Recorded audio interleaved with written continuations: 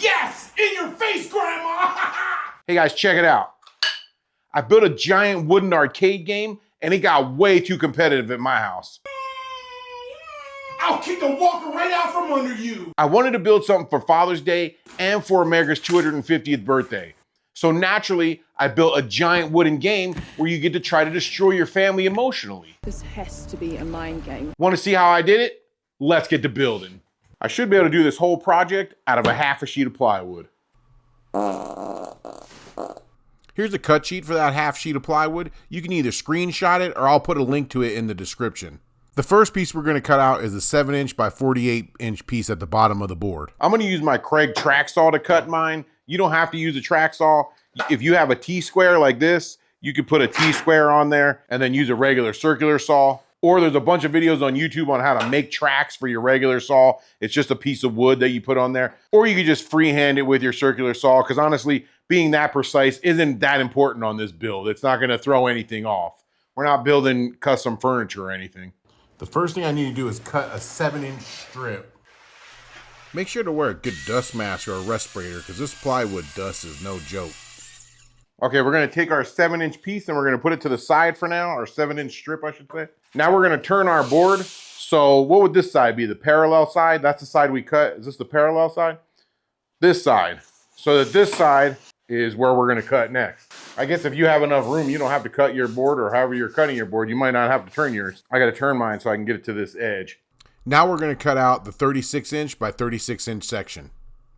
If you don't like making that little triangle thing like I make, you can always take your speed square, line it up with the whatever you're measuring to. In this case, it's the 36-inch line. Line it up to that line and then make yourself a little mark. I like to double check it with the T-square just to make sure that I'm squared. I almost cut on the wrong side of the line. One thing you got to watch with a track saw is that you put it in the right direction so you're not cutting on the wrong side of the line you made. Because I don't want to cut in the square that I cut. I want to cut outside of the square. So it's got to go this way now. Now, I know I said we don't have to be that precise because we're not building custom furniture here, but I like to practice being as precise as possible, if that makes any sense. Even though I know I don't have to, I like to do everything I can with the tools I have to practice being super precise. That way, when I do have to be precise, I'll kind of know what to do already. All right, check this out, guys.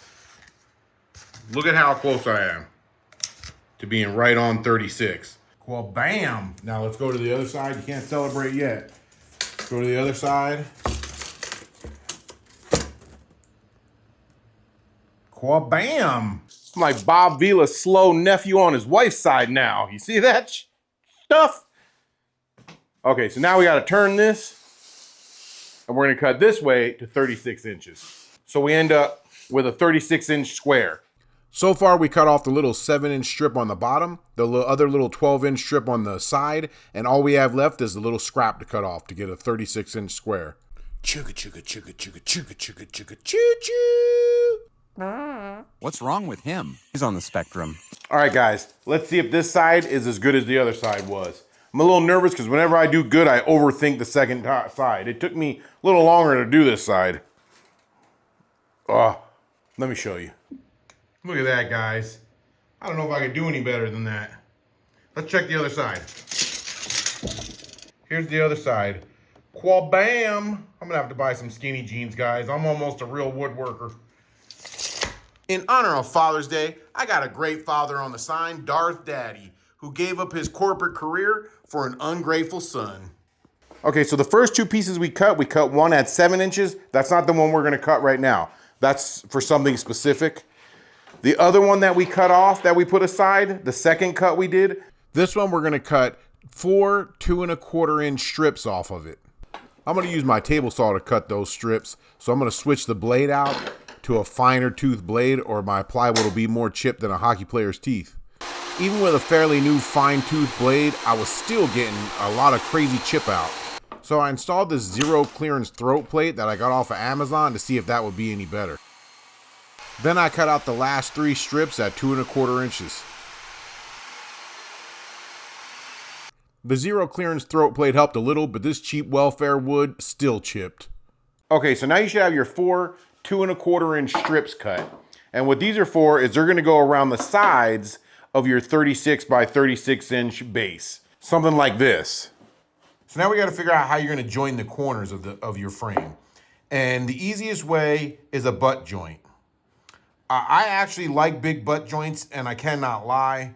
And I don't think any of you other woodworkers can deny it's the easiest joint to do. I'm not going to do a butt joint. I'm going to do a miter joint. It's a little bit trickier, but hey, look what channel you're on. We do tricky stuff over here. Are you bragging about that? Okay, so the next thing I'm gonna do is I'm gonna cut the 45 on one end of all the boards. So I'm gonna turn my saw like this. You wanna cut your 45 like this. You wouldn't wanna cut it like this because then you're gonna be holding it and cutting towards yourself. You don't wanna do that. Okay, so I cut the 45s in all my border boards, but before I cut them down to size, I wanna do a remeasure. I said earlier that you needed to be 37 and a half, but I was wrong because my boards, after I measured them again, they're not quite 3/4 of an inch. They're more like, I don't know, 23, 30 seconds, whatever that weird size is that they sell stuff sometimes. So if you measure them both together, that actually is only 37 and 7/16. So measure your boards and see what they're at. You may have thicker boards than 3/4. You may have thinner than that. And see where you're at this point. If you need help, I put a clamp on this side to hold this board in place. Oh, I just let it loose. Then I clamped a little board to the bench over here, and I used a spreader clamp to push it together to give it a little bit of pressure. You don't need a lot, just enough to hold it and keep the gaps out so you can get a good measurement. So I'm gonna cut it a little bit longer than that. I'll probably start with that 37 and a half measurement, and then I'll nibble a little bit off until I get it to fit in there perfectly. It's better to be a little bit long than too short. I'm sorry. It must be too small. After I got all my rails cut to size, I put down some parchment paper under the project so I didn't glue it to my workbench. Then I used a little bit of Tight Bond 3 and some 1.5" 18 gauge brad nails to secure all the rails. Okay, so our frame around our base is all done. Now we're gonna get that 7-inch board that we put aside earlier, and we're gonna cut that into some triangles. So I'm gonna use my speed square to lay these out. So you're gonna put your miter square on there. I picked this corner because this corner has a chip in it. So I'm gonna start on this corner, and I'm gonna come up this way and then flip this over and make a triangle up this way. So your triangle should be 7 inches tall and 14 inches this way. Let's see how close we are. Look at that. Well, bam. So 7 by 14. Then I'm gonna take this over to the miter saw and cut it out. So I would just cut 145, then flip the board over and trace it on the other side so I didn't have to keep switching my saw back and forth. Lazy people look for shortcuts. After I got all 4 of my triangles cut out, I sanded them down with 150 grit sandpaper, and then I rounded over just the top edge with my router. Then I spray painted all the triangles with a Rust-Oleum deep blue gloss. And another great dad is Iron Dad over here, who also sacrificed a lot for a thieving daughter. Then I sanded down the base with 150 grit sandpaper because I got to put some circles on there for the scoring system. Now there's a lot of different ways you could put numbers and the circles onto your base. You can use a wood burner like I'm using here. They sell all kinds of different letters and numbers, stickers that you can buy. What I'm going to do is I'm going to make a circle cutting jig out of a piece of scrap wood so I can cut a circle into a stencil. I got to make these scoring zones in the middle of the board. You can screenshot this if you want, or I'm going to put it in the description too. Now, if you didn't want to do all this to make a template, they actually sell all these target templates on Amazon, and they're actually pretty cheap and you can reuse a lot of them. Here's a basic one for around $5. They actually have some like this that already have the numbers on them, and it's the exact size I'm doing, 18 by 18. I'm starting with a little over a 1 foot 1x2. So my first mark is going to be at 1 inch. Then my second mark is going to be 2 inches from that mark. Oh, you know what? This doesn't start at 0. My second mark is going to be 2 inches from that mark. My third mark is going to be 5 inches from the first mark, 3 inches from that last mark. And then my last mark is going to be 9 inches from the first mark. So if you were to hold a ruler up here, with this being the 1 inch mark, you would have one at 1 inch, one at 3 inch, one at 6 inch, and one at 10 inch. So now we're gonna drill some 5/16 inch holes, except for the first one. The first one's gonna be for a screw. So that we're gonna do about an 1/8 inch hole. But the other 3, we're gonna do 5/16 inch holes because it's gonna fit an X-Acto knife. And these X-Acto knives are about 5/16. I'm gonna use this Craig drill block only because it has a groove in the top here, and the groove fits over top of your 3/4 inch boards. And then you just line it up. And then we're only gonna drill about halfway. So I marked halfway on my drill bit. Look at this idiot. I marked halfway on my drill bit, but I didn't account for the drill block. So I gotta take the drill block off and finish it off with just the drill bit. My piece of tape moved, so I went way more than halfway through. I messed this up. We'll see how it works out. So now I'm gonna take a pool saw or any kind of saw. I'm gonna bring my center line to the bottom with my speed square. Just like that. Hopefully this works because my tape slipped. And then we're gonna cut a slit all the way to the hole that you cut.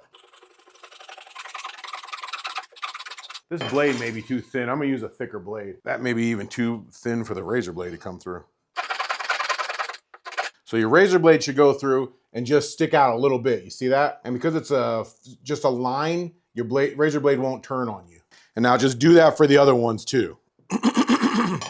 Now on the first hole, we're gonna drill a 1/8 inch hole.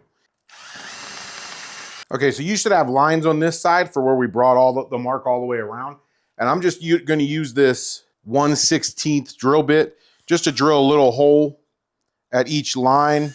Now I'm gonna put a 2-inch screw into the first hole, the one that we put at 1 inch, just till it starts to come out the bottom. Now I'm gonna put my blade in this first one, push it through so it's sticking out of the bottom. It doesn't have to stick out at the bottom a whole lot. Then I'm gonna put this little screw in here to hold and now you have something to cut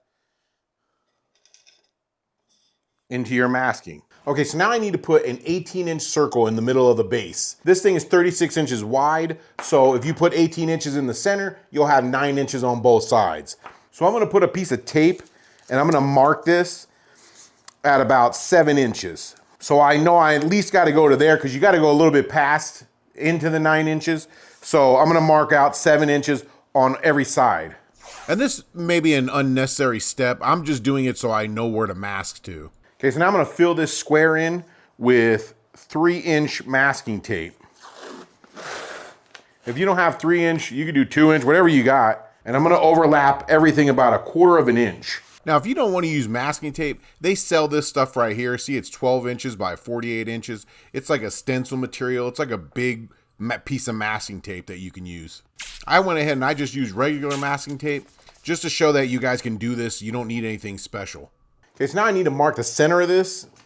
I know it's 36 inches this way. I could go from corner to corner with a string, but this is a little bit easier because I don't have nobody to hold it on the corner for me. So I know 18 inches is the center, so I'm gonna go 18 inches this way. Now I gotta go 18 inches this way. Now I'm gonna use the little jig I made to make the circles. The first one I'm gonna start with is the 18 inch, the really big one. I'm gonna put this right in the center, put this screw right in the center. Push down on it. Now that's gonna leave a mark, but when I clear coat it, it'll fill it in. Then I'm just gonna take my time and go easy. Now I have to admit, this was a lot harder than I thought it was gonna be. Just because the blade wouldn't cut at first. Once I got it going though, it seemed to do pretty good. All right, there's the first one. Now I gotta move this. Oh, I didn't even put the screw in and it held, so. Now I'm gonna move it to the next one down.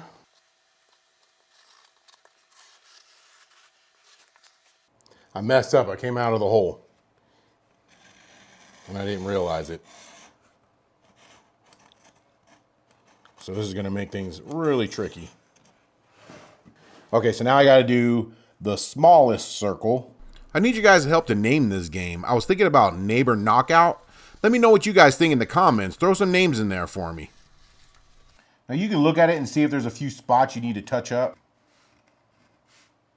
But it looks like everything's pretty good to me. So now I'm gonna put some of this masking paper over the areas that aren't covered. Okay, I'm gonna pull out the middle circle.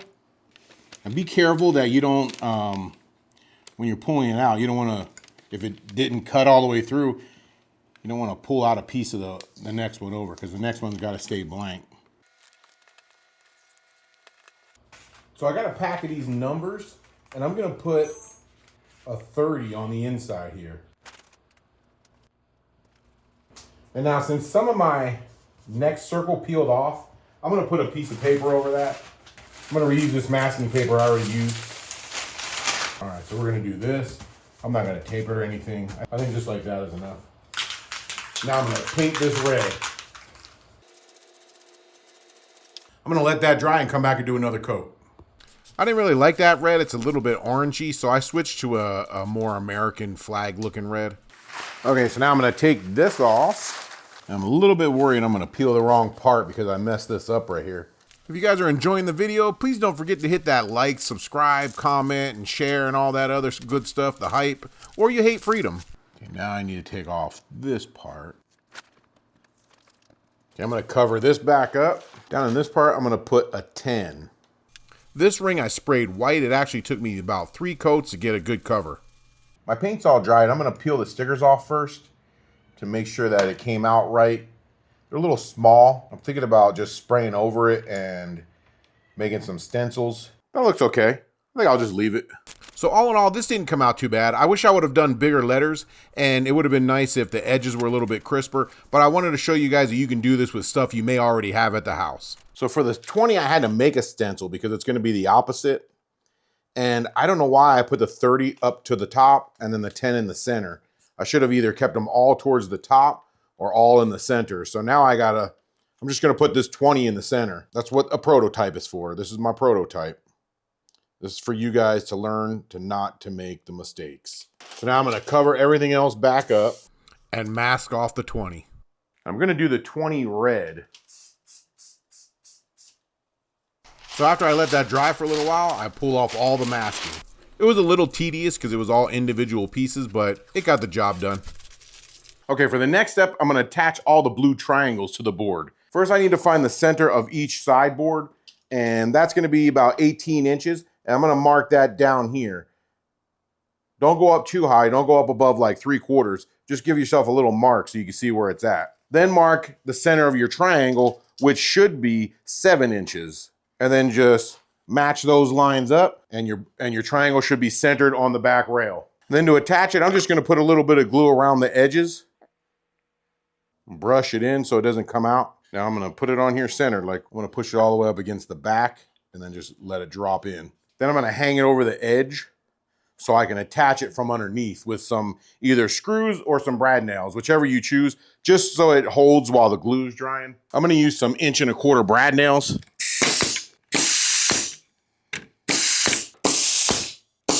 My nail gun won't fire. I don't know what is going on with it. I don't know if it just broke. It gave me 1 nail. Well, my nail gun kept jamming, and after 30 minutes of playing around with this thing, I figured out what was wrong. I was putting 18 gauge brad nails in a 16 gauge gun. Ba-dur! It's a good thing you don't need no license to be an amateur carpenter or slow assistant, because I would have had mine revoked a long time ago. Okay, the next step is we need to cut out some discs. You're gonna need 2 different sizes to do 2 different things. The smaller ones are about 1 inch. I cut these out of the same plywood that I used for the rest of the bench. As you can see, it came out a little bit rough. So you can also use solid wood, solid pine. That's what I did for this one. It looks a little bit better. But if you don't want to use any more material, any extra material, you can cut all this out of the leftover plywood you have. And then this, I just cut off of a wood dowel that I got from Home Depot. This, I think, is the better alternative. It's a hardwood dowel. Unless you cut your plugs out of hardwood, this is probably a better option for you. You could buy these dowels for $2 something a foot from Home Depot. Or they have them at Lowe's, and it's a poplar, and they go up to like 1.5 inches. The ones I used was 1 5/8 inches, because that was the biggest size they had there. I think the 1 5/8 inches works good. So what I'm probably gonna do to keep the bungee off the game board a little bit is put some metal washers underneath, because these wood washers kept splitting when I was making them. I tried to drill a hole, then cut it out so it was thin, but it still was breaking in half once I put some pressure on it. So they won't last very long. So I'm gonna use some metal washers instead. I set up a stop block on my miter saw and I cut up 20 of the bigger pucks. Every one I cut shot up into my dust chute and then rolled back down, sometimes hitting the blade and causing a nick. So I didn't want to try it with the smaller one, so I ended up cutting 8 of those out on my bandsaw. I forgot to record it, so here's a reenactment.